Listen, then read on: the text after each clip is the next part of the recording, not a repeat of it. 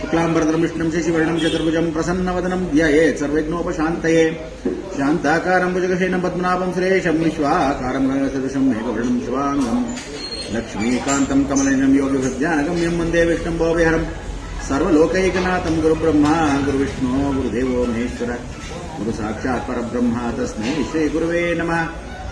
ओम ब्राह्मी माहेश्वरी कौमारी वैष्णवी वाराही इंद्राणी चामुंडाय नमो नमः। माँ काली तारा देवी षोडशी ललिता त्रिपुरसुंदरी भुवनेश्वरी भैरवी चिन्नमस्ता धूमावती बवळमती मातंगी कमलात्मिका वंदे शंभुमापतिं सुरगुरुं वंदे जगत्कारणं वंदे पन्नगभूषणं जगदं वंदे पशुनां पतिं वंदे सूर्यशशांक वंदे नयनं वंदे मुकुंद प्रेम वंदे भक्तजनाश्रयं च वरदं वंदे शिवं शंकरं शंकर लोकशंकर असाध्य साधक स्वामिन् असाध्यं दव किंवद ಶ್ರೀರಾಮದೂತ ಕೃಪಾ ಸಿಂಧು ಮತ್ಕಾರಿ ಸಾಧೆ ಪ್ರಭು. ಎಲ್ಲ ದೇವಾನಗರ ಭಕ್ತ ಪ್ರಿಯರೇ, ಪ್ರಿಯ ವೀಕ್ಷಕರೇ, ತಮ್ಮೆಲ್ಲರಿಗೂ ಆಧಾರದ ಸ್ವಾಗತ ಸುಸ್ವಾಗತ. ಬಹಳ ಸಂತೋಷ. ಇವತ್ತು ಬಹಳ ವಿಶೇಷವಾಗಿರ್ತಕ್ಕಂಥ ಮಹಾಕಾಳಭೈರವ ವಾರಣಾಸ್ಯಂ ಭೈರವೋ ದೇವೋ ಸಂಸಾರ ಭಯನಾಶನಂ ಅನೇಕ ಜನ್ಮ ಕೃತಂ ಪಾಪಂ ದರ್ಶನ ನಶ್ಯತಿ. ಕಾಲಚಕ್ರವನ್ನು ತಿರುಗಿಸ್ತಕ್ಕಂಥ ಈ ಮಹಾಕಾಳಭೈರವ ಜಗಜ್ಜನನಿಯ ಕೃಪಾಶೀರ್ವಾದದಿಂದ ಪರಮೇಶ್ವರನ ಒಂದು ಅಂಶದಿಂದ ಪರಿಪೂರ್ಣವಾಗಿರ್ತಕ್ಕಂಥ ಜನನ. ಅಷ್ಟಮಿ ಕೃಪಾಶೀರ್ವಾದ ಸದಾ ಕಾಲದಲ್ಲಿ ಇರಬೇಕಾದ್ರೆ ಕಾಳಭೈರವನಿಗೆ ಅಷ್ಟಮಿ ನವಮಿ ಬಹಳ ಮುಖ್ಯ. ಅಷ್ಟಮಿಯಲ್ಲಿ ಅಷ್ಟಕಾಳಭೈರವ ಅಂತೀವಿ. 8 ದಿಕ್ಕಲ್ಲಿರ್ತಕ್ಕಂಥ ಪೂರ್ವ ಪಶ್ಚಿಮ ಉತ್ತರ ದಕ್ಷಿಣ ನೈಋತ್ಯ ದಿಗ್ಭಾಗೆ ಈಶಾನ್ಯ ದಿಗ್ಭಾಗೆ ಆಗ್ನೇಯ ಮತ್ತು ವಾಯುವ್ಯ ಪರಿವರ್ತನೆ ಅಂತ ಒಂದು ಕಾಳಭೈರವನಿಗೆ 8 ದಿಕ್ಪಾಲಕರಾಗಿ ಅಷ್ಟದಿಕ್ಪಾಲಕರಲ್ಲಿ ಪರಿಪೂರ್ಣವಾಗಿರ್ತಕ್ಕಂಥ ಕಾಲಾತೀತವಾಗಿರ್ತಾನೆ. ಅದಕ್ಕೆ ನಮ್ಮ ಕರ್ನಾಟಕದಲ್ಲಿರ್ತಕ್ಕಂಥ ವೈಶಿಷ್ಟ್ಯತೆ ಏನು ಅಂದರೆ ಕಾಳಭೈರವ ಒಂದೊಂದು ಕ್ಷೇತ್ರ 8 ದಿಕ್ಕಲ್ಲಿ 8 ಕ್ಷೇತ್ರದಲ್ಲಿ ಕೂತಿದ್ದಾನೆ. ಅದಕ್ಕೆ ಅಷ್ಟದಳ ಪದ್ಮ ಅಂತ ಕರೀತಾರೆ. ಈ ಅಷ್ಟದಳ ಪದ್ಮದಲ್ಲಿ ಯಾರು ಆಳ್ತಾಳೆ ಅಂದರೆ ಸಾಕ್ಷಾತ್ ಜಗನ್ಮಾತೆ ಚಾಮುಂಡೇಶ್ವರಿ ಆಳ್ತಾ ಕೂತಿರ್ತಾಳೆ. ಅಷ್ಟ ದಿಕ್ಪಾಲಕರಾಗಿರ್ತಕ್ಕಂಥ ಇವಳಲ್ಲಿ ಹೆಗ್ಗಡದೇವನ ಕೋಟೆಯಲ್ಲಿ ಮೈಸೂರು ಬಹಳ ವಿಶೇಷವಾಗಿರ್ತಕ್ಕಂಥದ್ದು. ಅಲ್ಲಿ ಗುರುವಾಗಿ ಕೂತಿರ್ತಕ್ಕಂಥ ಕಾಳಭೈರವ. ತದನಂತರ ಕಾಳಭೈರವ ಕೂತಿರ್ತಕ್ಕಂಥದ್ದು ವಿಶೇಷವಾಗಿ ಜಮದಗ್ನಿ ಪ್ರತಿಷ್ಠಾಪಿತ ಅಂತ ಹೇಳಿ ಕೂತಿರ್ತಕ್ಕಂಥದ್ದು ನಾವು ನೀವು ಎಲ್ಲ ನೋಡಿರ್ತಕ್ಕಂಥ ಉತ್ತನಾಳಮ್ಮ ಅಂತ ಕೆಳಭಾಗದಲ್ಲಿ ಕೂತಿದ್ದಾರೆ. ಅಲ್ಲಿ ಕೂತಿರ್ತಕ್ಕಂಥ ಜಮದಗ್ನಿ ಪ್ರತಿಷ್ಠಾಪಿತ ಕಾಳಭೈರವ. ಅದಾದ ಮೇಲೆ ಕಾಳಭೈರವ ಎಲ್ಲಿ ಕೂತಿದ್ದಾನೆ ಅಂದರೆ ಶಿವಗಂಗೆ ಬೆಟ್ಟದ ಮೇಲೆ ಕೂತಿರ್ತಕ್ಕಂಥ ಕಾಳಭೈರವ ಗಂಗಾ ಸಮೇತ ಕಾಳಭೈರವ ಅಂತ ಕೂತಿರ್ತಾರೆ. ಅದೇ ಕೆಂಪೇಗೌಡರಿಗೆ ಆಶೀರ್ವಾದ ಮಾಡಬೇಕಾದ್ರೆ ಚಂದ್ರಚೂಡೇಶ್ವರ ಚಂದ್ರಶೇಖರ ಅಂತ ಕರೀತಾರೆ. ಅದಕ್ಕೆ ಅವನ್ನ ಮಾಗಡಿಯಲ್ಲಿ ಕೂತಿರ್ತಕ್ಕಂಥ ಚಂದ್ರಶೇಖರ ಜೊತೆ ಕೂತಿದ್ದಾನೆ. ಅಲ್ಲಿ ಸಾಕ್ಷಾತ್ ವಾಣಿ ಕಮಲ ಜಾತರ ಮಣಿ ವೀಣಪಾಣಿ ಪಾಹಿಮಾ ವಾಣಿ ಅಂತ ಸರಸ್ವತಿ ಜೊತೆ ಕೂತಿದ್ದಾನೆ. ಸರಸ್ವತಿ ಜ್ಞಾನಾನಂದಮಯಂ ನಿರ್ಮಲಾ ಸ್ಫಟಿಕಾಕೃತಿಂ ಆಧಾರಂ ಸರ್ವವಿದ್ಯಾನಾಂ ಹೈಕ್ರೀಂ ಉಪಾಸ್ಮಹೆ. ಆ ಸರಸ್ವತಿ ಜೊತೆ ಕೂತ್ಕೊಂಡಾಗ ಆ ಜ್ಞಾನವನ್ನು ಕೊಟ್ಟಿರೋದು ಕೆಂಪೇಗೌಡರಿಗೆ. ಅದಕ್ಕೆ ಆ ಕಾಲದಿಂದ ಚೋಳರು ಎಲ್ಲೆಲ್ಲ ಆಳ್ತಾರೆ ಅಂದರೆ ಸಾಕ್ಷಾತ್ ಪಾಂಡವರು ನಡೆದಾಡಿರ್ತಕ್ಕಂಥ ಕ್ಷೇತ್ರಗಳು. ನಡೆದಾಡ್ತಿರತಕ್ಕಂಥ ಮಹಾಕ್ಷೇತ್ರದಲ್ಲಿ ಪಾಂಡವರು ಓಡಾಡಿದ್ರೆ ಪಾಂಡವರಿಗೆ ವಿಶೇಷವಾಗಿರ್ತಕ್ಕಂಥ ಒಂದು ದಾರಿದೀಪ ಯಾರಾದರೂ ಇದ್ದರೆ ಅದು ಏಕಲವ್ಯ. ಎಲ್ಲಿ ಏಕಲವ್ಯ ಓಡಾಡ್ತಾನೋ ಅಲ್ಲಿ ಚೋಳರು ಓಡಾಡ್ತಾರೆ. ಯಾಕೆಂದರೆ ಚೋಳರಿಗೆ ಗುರುವಾಗಿರ್ತಕ್ಕಂಥ ಏಕಲವ್ಯ ಆ ವಂಶಸ್ಥರಿಗೆ ಪರಿವರ್ತನೆ. ಚೋಳರು ಒಂದು ಶಾಸನವನ್ನು ಬಿಟ್ಟಿರ್ತಾರೆ, ಮತ್ಸ್ಯಯಂತ್ರ ಅನುಗ್ರಹ ಸಿದ್ಧಿರಸ್ತು ಅಂತ. ಯಾಕೆ ಮತ್ಸ್ಯಯಂತ್ರ ಅಂದರೆ ಮೀನಾಕ್ಷಿ ವಂಶಸ್ಥರು ಅಂತ. ಅದಕ್ಕೆ ಮೀನಾಕ್ಷಿ ತಂದೆಗೆ ಮೀನಾಕ್ಷಿ ಅಂತ ಹೆಸರಿಟ್ಟಾಗ ಮೀನಿಗೆ ಅಕ್ಷಯ ಅಂತ ಇಟ್ಟಾಗ ಆ ಮೀನಾಕ್ಷಿ ಮದುರೆ ಮೀನಾಕ್ಷಿಗೆ ಪಾಂಡ್ಯರಾಜ ಪರಿವರ್ತನೆ ಮಾಡಿದ್ರೆ ಆ ಚೋಳರೆಲ್ಲ ಅವರ ಅಧೀನ ಅಂತ. ಅವರು ಓಡಾಡ್ತಾ ಇದ್ದ ಸಮಯದಲ್ಲಿ ಮೀನೇ ಅವರ ಸಂಖ್ಯೆ, ಅವರ ಧ್ವಜವೇ ಮೀನು. ಅದಕ್ಕೆ ಚೋಳರು ಓಡಾಡಿರ್ತಕ್ಕಂಥ ಕರ್ನಾಟಕ ಭಾಗ. ಆಂಧ್ರ ಭಾಗದಲ್ಲಿ ಓಡಾಡ್ತಾ ಇದ್ದ ಪಕ್ಷದಲ್ಲಿ ಅಲ್ಲಿ ಏನು ಮಾಡ್ತಾರೆ, ವಿಶೇಷವಾಗಿರ್ತಕ್ಕಂಥ ಸಂದರ್ಭದಲ್ಲಿ ಒಂದು ಟಗರ್ನ ಇಟ್ಕೊಂಡು ಓಡಾಡ್ತಾರೆ. ಮೇಷ ಅನುಗ್ರಹ ಸಿದ್ಧಿರಸ್ತು. ಅಲ್ಲಿ ಟಗರ್ನ ಇಟ್ಕೊಂಡೋದಾಗ ನರಸಿಂಹ ಅನುಗ್ರಹವನ್ನು ಪಡೀತಕ್ಕಂಥದ್ದು ಚೋಳರು ಆ ಕಡೆ ಭಾಗದಲ್ಲಿ ಮಾಡ್ತಾರೆ. ತಮಿಳುನಾಡು ಭಾಗದಲ್ಲಿ ಚೋಳರು ಏನಾದರೂ ಮಾಡಿದ್ರೆ ಅದು ಮೊಸಳೆಯನ್ನ ಇಟ್ಕೊಂಡು ಓಡಾಡ್ತಾರೆ. ಅದೇ ಮಕರ ಅಂತ ಕರೀತಾರೆ. ಗಂಗಾದೇವಿ ಜಾಮಪುತ್ರಿ ನದೀಂ ಶ್ರೇಷ್ಠಾಂ ಶುಭ್ರಾಂ ಮಕರವಾಹನಾಂ ದ್ವಿಭುಜಾಂ ಪದ್ಮಕುಂಭಾಢ್ಯಂ ಗಂಗಾದೇವಿ ಭಜಾಮ್ಯಂ. ಇಂತಹ ಒಂದು ವಿಶೇಷವಾಗಿರ್ತಕ್ಕ ತ್ರಿಕೋಣಾತ್ಮಿಕ ದೀಪದಲ್ಲಿ ಆಂಧ್ರ, ತಮಿಳುನಾಡು ಮತ್ತು ಕರ್ನಾಟಕದ ಭಾಗದಲ್ಲಿ ತ್ರಿಕೋಣಾತ್ಮಿಕ ದೀಪಿಕ. ಈ 3 ಮುಕ್ಕಣ್ಣಾಗಿರ್ತಕ್ಕಂಥ ರಾಜಮಾತಂಗಿ, ವಿಶೇಷವಾಗಿರ್ತಕ್ಕಂಥ ವಾರಾಹಿ, ಲಲಿತಾ ತ್ರಿಪುರಸುಂದರಿ, ಈ 3 ತ್ರಿಕೋಣದಲ್ಲಿ ಕೂತಿರ್ತಕ್ಕಂಥ ಸಮಯದಲ್ಲಿ ಕಾಳಭೈರವ ಒಂದು ಸಲ ವಿದ್ಯಾಕಾರಕನಾಗಿರ್ತಾನೆ, ಅಂದರೆ ಗುರು ಆಗ್ತಾನೆ. ಒಂದು ಸಲ ಮಗು ಆಗ್ತಾನೆ.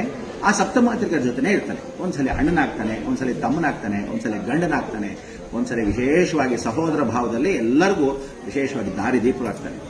ಸೊ ಈ ಒಂದು ಮಹಾ ವಿಶೇಷವಾಗಿರ್ತಕ್ಕಂಥ ಕ್ಷೇತ್ರ, ಅನುಗ್ರಹವಾಗಿ ಪಡೆದಕ್ಕಂಥ ಒಂದು ಕ್ಷೇತ್ರ ಈ ನೆಲೆಸಿರ್ತಕ್ಕಂಥ ಕಾಳಿ ಕ್ಷೇತ್ರ ಅಂತ ಕರಿತೀವಿ. ಇಲ್ಲಿ ಹೊಸಕೋಟೆ ಭಾಗದಲ್ಲಿರ್ತಕ್ಕಂಥ ಈ ಕಾಳಿ ಕ್ಷೇತ್ರ, ಈ ಊರ ಹೆಸರೇನು ಜಡಗೇನಹಳ್ಳಿ ಅಂತ. ಇದು ಆಕ್ಚುಲಿ ಏನು ಅಂದ್ರೆ ಈ ಜಡಗೇನಹಳ್ಳಿ ಅಂತಕ್ಕಂಥದ್ದು ಹೊಸಕೋಟೆ ಭಾಗದಲ್ಲಿದೆ. ಇದು ಜರ್ಗಪಲ್ಲಿ ಅಂತ. ಅಂದ್ರೆ ಓಡಾಡ್ತಾ ಇದ್ದ ಸಮಯದಲ್ಲಿ ನಡೆದಾಡೋ ಕ್ಷೇತ್ರ ಅಂದ್ರೆ ಜಗನ್ಮಾತೆ ಎಲ್ಲೆಲ್ಲಿ ಓಡಾಡ್ತಾಳು. ಬೆಟ್ಟದ ಮೇಲೆ, ಹೊಸಕೋಟೆ ಬೆಟ್ಟದ ಮೇಲೆ ಸಪ್ತಮಾತ್ರಿಕರಿದ್ದಾರೆ. ಅಲ್ಲಿ ಸಪ್ತಮಾತ್ರಿಕರು ವಿಶೇಷವಾಗಿ ಇರ್ತಕ್ಕಂಥ ಬೆಟ್ಟದ ಮೇಲೆ ಎಡಭಾಗದಲ್ಲಿ ಕಾಲಿಟ್ಟಿದ್ದಾಳೆ. ಕಾಳಿ ಉಗ್ರ ಕಾಲದಲ್ಲಿ ಕೂತ್ಕೊಂತಾಳೆ. ಉಗ್ರ ಕಾಲ ಕೂತ್ಕೊಂಡಾಗ ಜಡಿಗೆ ನಳಿಗೆ ಬಂದಾಗ ಬಲಗಾಲ ಇಡ್ತಾಳೆ. ಈ ಎರಡೂ ಕಾಲು ಅಂದ್ರೆ ಅವಳು ಓಡಾಡಬೇಕಾದ್ರೆ ಹೆಂಗ್ ಲೆಕ್ಕ ಹಾಕಿ ಅಲ್ಲೊಂದು ಕಾಲು ಇಲ್ಲೊಂದು ಕಾಲು ಅಂದ್ರೆ ಎಷ್ಟು ವಿಶೇಷವಾಗಿ ಓಡಾಡಿರ್ಬೇಕು. ಅಲ್ಲಿ ಎಲ್ಲಮ್ಮ ಆಶ್ರಯನ ಕೊಡ್ತಾಳೆ. ಕಾಳಿ ಎಲ್ಲಿ ಓಡಾಡ್ತಾಳೋ ಅಕ್ಕ ತಂಗಿರು ಒಂದೊಂದು ದಿವಸ ಒಂದು ಊಟ ಉಪಚಾರ ಉಯ್ಯಾಲೆ ಮೇಲೆ ಕೂತಿರ್ತಾಳೆ. ಆ ಉಯ್ಯಾಲೆ ಊಟ ಉಪಚಾರ ಮಾಡಿದಾಗ ಒಬ್ಬೊಬ್ಬರು ಸಹೋದರಿಗಳು ಒಂದೊಂದು ನೈವೇದ್ಯ ಕೊಡ್ತಾಳೆ. ಒಂದ್ ಕಡೆ ಚೌಡೇಶ್ವರಿ ಕೊಡ್ತಾಳೆ, ಅವಳ ಶಿಷ್ಯರಾಗಿರ್ತಕ್ಕಂಥ. ಒಂದ್ಸಲ ಎಲ್ಲಮ್ಮ ಕೊಡ್ತಾಳೆ, ಒಂದು ವಿಶೇಷ ಕಾಟೇರಮ್ಮ ಕೊಡ್ತಾಳೆ, ಒಂದ್ಸಲ ಗಂಗಾದೇವಿ ಕೊಡ್ತಾಳೆ. ಅದಕ್ಕೆ ಈ ಕಾಳಿ ದೇವಸ್ಥಾನಕ್ಕೆ ಗಂಗಮ್ಮ ವಿಶೇಷವಾಗಿ ಬಾಯ್ಕೊಂಡ ಗಂಗಮ್ಮ ಬಾವಿಯಲ್ಲಿ ಕೂತಿದ್ದಾಗ ಅವಳು ಹೇಳ್ತಾಳೆ ಅದನ್ನು ಒಂದು ಸ್ಥಳವನ್ನು ಕೊಡುವಂತ. ಅದಕ್ಕೆ ಹೊಸಕೋಟೆ ಭಾಗದಲ್ಲಿ ಇರ್ತಕ್ಕಂಥ ಚೋಳರು ಓಡಾಡಬೇಕಾದ್ರೆ ಈ ಕೋಟೆಯಲ್ಲಿ ಎಲ್ಲೆಲ್ಲಿ ಓಡಾಡೋದು ಆ ಕ್ಷೇತ್ರದಲ್ಲಿ ನಿಧಿ ನಿಕ್ಷೇಪಕರು ಇದ್ದ ಒಂದು ಕ್ಷೇತ್ರ ಅಂತ. ಸೊ ಈ ಕ್ಷೇತ್ರಕ್ಕೆ ಕಾಳಭೈರವ ನೆಲೆಸಿರ್ತಕ್ಕಂಥ ಜಡಿಗೇನಹಳ್ಳಿ. ಈ ಕ್ಷೇತ್ರದಲ್ಲಿ ಅಮ್ಮನವ್ರ ಜೊತೆಗೆ ನೆಲೆಸಿರ್ತಾನೆ ಪಾರ್ವತೀ ದೇವಿ ಸಮೇತವಾಗಿ. ಇಲ್ಲೇನಾಗಿದೆ, ಸುಬ್ರಹ್ಮಣ್ಯ ಬರ್ತಾನೆ ಅಂತ. ಆಗ್ಲೇ ವಿಶೇಷವಾಗಿರ್ತಕ್ಕಂಥ ಸಂದರ್ಭದಲ್ಲಿ ನಮಗೆ ಗೊತ್ತಾಗಿರೋ ಮಾಹಿತಿ ಪ್ರಕಾರ ಸರ್ಪಯೋಗದಲ್ಲಿ ಬಂದಿದೆ. ಅದಕ್ಕೆ ಅನಂತಂ ವಾಸುಕಿಂ ಶೇಷಂ ಪದ್ಮನಾಭಂಚ ಕಂಬಲಂ ಶಂಖಪಾಲಂ ದಾತ್ರಾಷ್ಟಂ ತಕ್ಷಕಂ ಕಾಳಿಂ ತಥಾ ಏತಾನಿ ನವನಾಮಾನಿ ನಾಗನಾಂಚಮಾತ್ಮನಂ ಸಾಯಂಕಾಲೇ ಸ್ಮರೇ ನಿತ್ಯಂ ಪ್ರಾತಃ ಕಾಲೇ ವಿಶೇಷತಃ. ಕಾಳಭೈರವನಿಗೆ ಹೆಬ್ಬೆಟ್ಟಿನ ರೂಪದಲ್ಲಿರ್ತಕ್ಕಂಥ ನಾಗ ಸ್ವರೂಪವಾಗಿ ಒಂದು ಹುತ್ತದ ಭಾಗ, ದೊಡ್ಡ ಬಂಡೆಯ ನಿಧಿ ನಿಕ್ಷೇಪ. ಬಂಡೆ ಏಕಕಾಲಕ್ಕೆ ಒಂದೇ ಬಂಡೆಯಾಗಿ ಕೂತಿರ್ತಕ್ಕಂಥ. ಹೇಗೆ ಸಾಸಿವೆ ಗಣಪತಿ ನಮ್ಮಲ್ಲಿ ಹೊಸಪೇಟೆಯಲ್ಲಿ ಇರ್ತಕ್ಕಂಥದ್ದು ಹಂಪಿಲಿರುತ್ತೋ ಹಾಗೆ ಏಕಬಂಡಾ ಸ್ವರೂಪದಲ್ಲಿ ಕೂತಿದ್ದಾಗ ದೊಡ್ಡ ನಾಗಸರ್ಪ ಇಲ್ಲಿ ವಾಸವಾಗಿರ್ತಾಳೆ. ಸೊ ಕಾಳಿ ಸಂಚಾರ ಮಾಡುವಾಗ ಏನ್ ಮಾಡ್ತಾಳೆ, ಮಗು ಜೊತೆಗೆ ಒಂದು ತೊಡೆ ಮೇಲೆ ವಿಶೇಷವಾಗಿರ್ತಕ್ಕಂಥ ಸಂಚಾರ. ಅದಕ್ಕೆ ವಾಗ್ದೇವಿ ಸ್ವರೂಪ ಅಂತ ಕರೀತೇವೆ. ಯಾವತ್ತು ಎಡಭಾಗದಲ್ಲಿ ತೊಡೆಯನ್ನು ಇಟ್ಕೊಂಡಿರ್ತಾಳೆ ಮಗು, ಅವಳನ್ನ ಕುಕ್ವಾಡೇಶ್ವರಿ ಅಂತ ಕರೀತಾರೆ, ವಾಗ್ದೇವಿ ಅಂತ ಕರೀತಾರೆ. ಮಾತನ್ನು ಕೊಡೋಳು. ಬಲಭಾಗ ತೊಡೆಯನ್ನು ಕೂತ್ಕೊಂಡಾಗ ಯಾವತ್ತು ತೊಡೆ ಮೇಲೆ ಇಟ್ಕೊಂಡ್ರೆ ಧಾನ್ಯದಲ್ಲಿ ವಿಶೇಷವಾಗಿ ಕೊಡ್ತಕ್ಕಂಥ ಅವಕಾಶ. ಅವಳು ಧಾನ್ಯದ ಮೇಲೆ ಕೂತಿರ್ತಾಳೆ, ಸಂತಾನ ಲಕ್ಷ್ಮಿ ಆಗಿರ್ತಾಳೆ. ಸೊ ಅಮ್ಮನವರು ಯಾವ ಮಗುನ ಹೇಗೆ ಕೂಡಿಸ್ಕೊಂತಾರೋ ಆ ಕ್ಷೇತ್ರದಲ್ಲಿ ಅದನ್ನ ಫಲ ಕೊಡ್ತಾಳೆ. ಅದಕ್ಕೆ ಈ ಅಮ್ಮನವರಿಗೆ ನಾವೇನ್ ಮಾಡಬೇಕು, ಆ ಅಮ್ಮನವ್ರನ್ನ ಕ್ರೂರ ತಡ್ಕೊಳಕ್ಕಾಗಲ್ಲ, ಪರಮೇಶ್ವರನ್ನ ಪ್ರತಿಷ್ಠಾಪನೆ ಮಾಡಿದ್ರು. ಈ ಪ್ರತಿಷ್ಠಾಪನೆ ಮಾಡಿದಾಗ ಏನ್ ಮಾಡಿದ್ರೆ, ಎಲ್ಲರೂ ಅನ್ಕೊಂಡಾಗ ಮುಂದೆ ಭಾಗದಲ್ಲಿ ಪ್ರತಿಷ್ಠಾಪನೆ ಚಂದ್ರಮೌಳೇಶ್ವರ ಈ ಕಡೆ ನೋಡ್ತಾನೆ ಅಂತ, ಖಂಡಿತ ನೋಡಲ್ಲ, ಅವಳನ್ನ ನೋಡ್ತಾನೆ. ಅವಳ ಕಣ್ಣು ದೃಷ್ಟಿ ಹೊರಗಡೆ ಬಿದ್ದರೆ ಎಲ್ಲ ಭಸ್ಮ ಆಗೋಗುತ್ತೆ. ಅದಕ್ಕೋಸ್ಕರ ಅಡ್ಡವಾಗಿ ಕೂತಿರ್ತಕ್ಕಂಥ ಕಾಳಭೈರವ ಅಲ್ಲಿ ಚಂದ್ರಮೌಳೇಶ್ವರನ ಅವಳ ನೇರ ದೃಷ್ಟಿಯಲ್ಲಿದ್ದಾಗ ಮಗುನ ತೊಡೆ ಮೇಲೆ ಕೂರಿಸ್ಕೊಂಡಿರ್ತಾರೆ. ಯಾರಿಲ್ಲಿ ಜೇನುತುಪ್ಪ ಅಭಿಷೇಕ ಮಾಡಿ ಆ ಮಗುಗೆ ವಿಶೇಷವಾಗಿರ್ತಕ್ಕಂಥ ಅಭಿಷೇಕ ಮಾಡಿರೋದ ಮಕ್ಕಳು ಕೊಟ್ಟರೆ ಮಾತು ಬರುತ್ತೆ, ನತ್ತಿ ಇರತಕ್ಕಂಥವ್ರು ಪರಿವರ್ತನೆ ಆಗುತ್ತೆ, ಸಂತಾನ ಇಲ್ಲದೆ ಇರತಕ್ಕಂಥ ಸಂತಾನಾಭಿವೃದ್ಧಿ ಆಗುತ್ತೆ. ವಿಶೇಷವಾಗಿ ಇಲ್ಲಿ ಕೂತಿರ್ತಕ್ಕಂಥ ಸಂತಾನಾಭಿವೃದ್ಧಿ ಕಾಳಭೈರವ. ಯಾವತ್ತು ಸಂತಾನ ಅಭಿವೃದ್ಧಿ ಕೊಡೋನು ರಾಹು, ಅಂದ್ರೆ ಹಾವು ಮುಖಾಂತರನೇ ಸಂತಾನ ಆಗಬೇಕಾದ್ರೆ. ಅದಕ್ಕೆ ಒಂದು ರಾಹು ಸಂತಾನವನ್ನು ಕೊಡಬೇಕಾದ್ರೆ ಜ್ಞಾಪಕ ಇಟ್ಕೊಳ್ಳಿ, ಹಾವಿನ ಕ್ಷೇತ್ರದಲ್ಲಿ ನಾಗಪ್ಪನ ಅನುಗ್ರಹನೇ ಇರಬೇಕು. ಸೊ ಕಾಳಭೈರವನ ಜೊತೆ ಸಂತಾನದ ಜೊತೆಗೆ ಕೂತಿರ್ತಕ್ಕಂಥ ಕುಕ್ವಾಡೇಶ್ವರಿ ಇಲ್ಲಿ ಅಮ್ಮನವರಿಗೆ ಮಲ್ಲಮ್ಮ ಅಂತ ಹೆಸರಿಟ್ಟಿರ್ತಕ್ಕಂಥದ್ದು. ಅಮ್ಮನವರು ಚಂದ್ರಮೌಳೇಶ್ವರನ ಜೊತೆ ಕೂತಿರ್ತಕ್ಕಂಥದ್ದು ಬಹಳ ವಿಶೇಷ. ಅವನ ಊರ್ಧ್ವ ರೂಪದಲ್ಲಿ ಕೂತಿರ್ತಕ್ಕಂಥದ್ದು. ಏನು ಅಂದ್ರೆ, ನಾವು ಇವತ್ತು ಸಿರಾಗ್ ಹೋದಾಗ ಊರ್ಧ್ವಕ್ಕೆ ನೋಡ್ತಾ ಇರೋ ನರಸಿಂಹ, ಅದಕ್ಕೆ ಸಿರಾ ನರಸಿಂಹದಲ್ಲಿ ನೋಡ್ಬೇಕಾದ್ರೆ ಅಲ್ಲಿ ಊರ್ಧ್ವ ಲೋಕಕ್ಕೆ ನೋಡ್ತಾನೆ. ಇಲ್ಲಿ ಈಶ್ವರ ಊರ್ಧ್ವಕ್ಕೆ ನೋಡ್ತಾನೆ, ಮುಖವಾಡ ಹಾಕಿ ಪ್ರಾರ್ಥನೆ. ನೀವೆಲ್ಲರೂ ಒಂದೊಂದು ಕಾಳಭೈರವನಿಗೆ ಹೋದಾಗ ಒಂದೊಂದು ಕ್ಷೇತ್ರದಲ್ಲಿ ಒಂದೊಂದು ಉತ್ಸವ ಇರುತ್ತೆ. ಯಾವುದು ತಿಳ್ಕೊಳ್ಳಿ, ಹನುಮನ್ ಜಯಂತಿ ಯಾವಾಗ ಬಂದ್ರೆ ಮಾರ್ಚಲ್ಲಿ ಹನುಮನ್ ಜಯಂತಿ. ಅವನು ವಿದ್ಯೆನ ಕಲ್ತಿರ್ತಕ್ಕಂಥ ಹನುಮಂತ ಯಾವತ್ತು ಅಂದ್ರೆ ಡಿಸೆಂಬರ್ ಅಲ್ಲಿ ಕಲ್ತಿರೋದು. ಆ ಸಮಯಕ್ಕೆ ಸಾಕ್ಷಾತ್ ಸೂರ್ಯನಾರಾಯಣನ ಜೊತೆ ಕಲ್ತಿರೋದ್ರಿಂದ ಆವತ್ತು ಅವನು ವಿದ್ಯೆ ಕಲ್ತಿರೋ ದಿನಕ್ಕೋಸ್ಕರ ಅವನಿಗೆ ವಿಶೇಷವಾಗಿರ್ತಕ್ಕಂಥ ಸಂದರ್ಭ ಹೊತ್ತು ನೀವೆತ್ಕೊಂಡಾಗ ಹನುಮ ಜಯಂತಿ ಮಾಡ್ಬಿಡೋದಿಲ್ಲ. ಪ್ರತಿ ವರ್ಷಕ್ಕೆ 2 ಸರಿ ಹುಟ್ಟಲ್ಲ. ಹಾಗೆ ಕಾಳಭೈರವ ವಿಶೇಷವಾಗಿ ಧನುರ್ಮಾಸ ಪರಿಪೂರ್ಣವಾಗಿರ್ತಕ್ಕಂಥ ಪ್ರಾತಃ ಕಾಲದಲ್ಲಿ ಮಾರ್ಗಶೀರದಲ್ಲಿ ಬೆಳಗಿನ ಜಾವದಲ್ಲಿ ಉಗ್ರವಾಗಿ ಹುಟ್ಟುತ್ತಾನೆ. ಉಗ್ರ ಅಂದ್ರೆ ಸಾಕ್ಷಾತ್ ಪರಮೇಶ್ವರನಿಗೆ 3 ಕಣ್ಣನ್ನ ಮುಕ್ಕಣ್ಣನ್ನೂ ಮುಚ್ಚಿಬಿಟ್ಟಾಗ ಪಾರ್ವತಿ ಆ ದೇವರು ಕೆಳಗೆ ಬಂದಾಗ ಪಾತಾಳ ಲೋಕದಲ್ಲಿರ್ತಕ್ಕಂಥ ಜಗನ್ಮಾತೆ ಅವಳ ಸ್ವೀಕರಿಸ್ತಾಳೆ ಮಹಾಕಾಳಿ. ಇಂಥ ಒಂದು ಮಹಾಕಾಳಿ ಸ್ವೀಕರಿಸಿರ್ತಕ್ಕಂಥ ಸಂತಾನವನ್ನ ಜಗತ್ತಿಗೆ ಕಾಲಾಯ ತಸ್ಮೈ ನಮಃ ಅಂತ ಕಾಳಭೈರವನ್ನ ಸೃಷ್ಟಿ ಮಾಡ್ತಾರೆ. ನೋಡಿ, ಕಾಳಭೈರವ ಬೇರೆ, ಕಾಲಭೈರವ ಬೇರೆ. ಕಾಲವನ್ನು ತಿರುಗಿಸೋನು ಕಾಲಭೈರವ, ಭೈರವ ಅನುಗ್ರಹ ಸಿದ್ಧಿನೇ ಬೇರೆ. ಕಾಳಭೈರವ ಅಂದ್ರೆ ವಾರಣಾಸ್ಯಂ ಭೈರವ ದೇವ ಅಂದ್ರೆ ಆ ವಾರಣಾಸಿಯಲ್ಲಿ ಕೂತಿರೋ ಭೈರವನೇ ಬೇರೆ. ಜಬ್ ತಕ್ ಕಾಲ್ ಹೇ ತುಮಾರೆ ಪಾಸ್ ಕಾಲ್ ಕಭಿ ನಹಿ ಆಯೇಗ ಅಂದ್ರೆ ಉಜ್ಜೈನ್ ಮಹಾಕಾಳೇಶ್ವರನೇ ಬೇರೆ.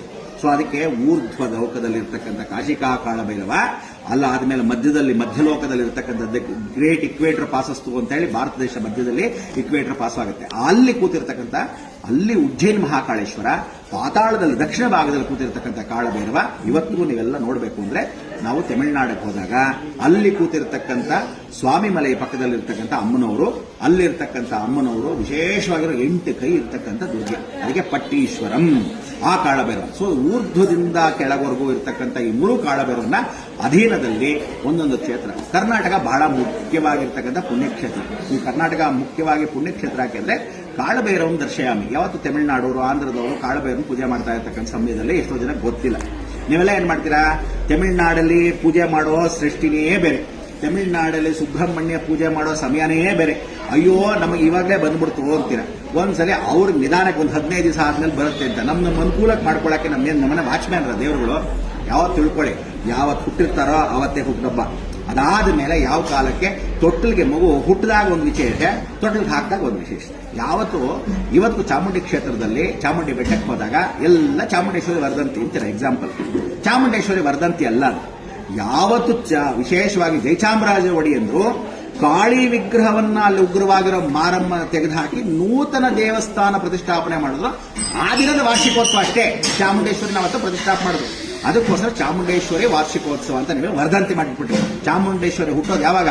ಆಶ್ವಜ ಮಾಸದಲ್ಲಿ ಮಧ್ಯ ಬ್ರಹ್ಮಸ್ಥಾನದಲ್ಲಿ ಹುಟ್ಟಾಳೆ, ನವರಾತ್ರಿ ಸಮಯಕ್ಕೆ ಹುಟ್ಟಾಳೆ. ಪ್ರತಿ ಸಲ ಹುಟ್ತಾ ಕೂತ್ಕೊಳ್ಳೋಕ್ಕಲ್ಲ. ಹಾಗೆ ಇಲ್ಲಿ ಈ ಒಂದು ವಿಶೇಷವಾಗಿರ್ತಕ್ಕಂಥ ಈ ಮಹಾಕ್ಷೇತ್ರದಲ್ಲಿ ನೀವೆಲ್ಲರೂ ಇನ್ನು ಮೇಲೆ ಬಂದರೆ ಸುಮ್ಮನೆ ತಲೆ ಕೆಡಿಸ್ಕೊಂಡು ಕೂತ್ಕೋಬೇಡಿ. ಪ್ರತಿಯೊಬ್ಬರೂ ಏನೇ ಕ್ಷೇತ್ರ ಇದೆ ಸರ್, ಜರಗಪಲ್ಲಿನಲ್ಲಿರ್ತಕ್ಕಂಥ ಜಗಡೇಶ್ವರನಿಗೆ ವಿಶೇಷ ಅಂದ್ರೆ ಈ ಕಾಳಭೈರವನಿಗೆ ಜ್ಞಾಪಕ ಇಟ್ಕೊಳ್ಳಿ. ಧನುರ್ಮಾಸದಲ್ಲಿ ಯಾವತ್ತೂ ಹುಡ್ದಬ್ಬ ಅಂತ ಇಲ್ಲಿರೋ ಕ್ಷೇತ್ರ ಅಲ್ಲ. ನೀವು ಯಾವುದೇ ಕಾಳಭೈರವನಿಗಾದ್ರು ಯಾವ ಕ್ಷೇತ್ರದಲ್ಲಿ ಹೋಗು, ಅಲ್ಸೂರಲ್ಲಿ ಹೋಗಿ, ಜಯನಗರಕ್ಕೆ ಹೋಗಿ, ಎಲ್ಲೇ ಹೋಗಿ, ಕಾಳಭೈರವ ಹುಟ್ಟೋದಾಗ ಒಂದೇ ಸಲಿ. ಸೊ ಧನುರ್ಮಾಸದಲ್ಲಿ ಪ್ರಾತಃ ಕಾಲದಲ್ಲಿ ಯಾರು ಬೆಳಗಿನ ಜಾವ ಎದ್ದು ಮಾಡ್ತಾರೆ ಆ ಸಮಯದಲ್ಲಿ ಎಲ್ಲರೂ ಮಾರ್ಗಶೀಲ ಪರಿವರ್ತನೆ ಸ್ವರೂಪವಾಗಿ ನದಿ ಸ್ನಾನವನ್ನ ಮಾಡಿ ಪ್ರಾರ್ಥನೆಯನ್ನ ಮಾಡ್ತಾರೆ, ಅನುಗ್ರಹ ಆಗುತ್ತೆ. ಸೊ ಇಂಥ ಒಂದು ನಾಗಕಾಳ ಭೈರವನಿಗೆ ವಿಶೇಷವಾಗಿ ನಾಗ ಕಾಳ ಭೈರವ. ನಾಗ ಅಂದ್ರೆ ಯಾವುದು? ಸುಬ್ರಹ್ಮಣ್ಯನ ಅನುಗ್ರಹ, ಆ ನಾಗದೇವತೆಯ ಅನುಗ್ರಹ. ಕಾಳ ಅಂದ್ರೆ ಏನು? ವಿಶೇಷವಾಗಿರ್ತಕ್ಕಂಥ ಗೂಳಿ ಅಂತ.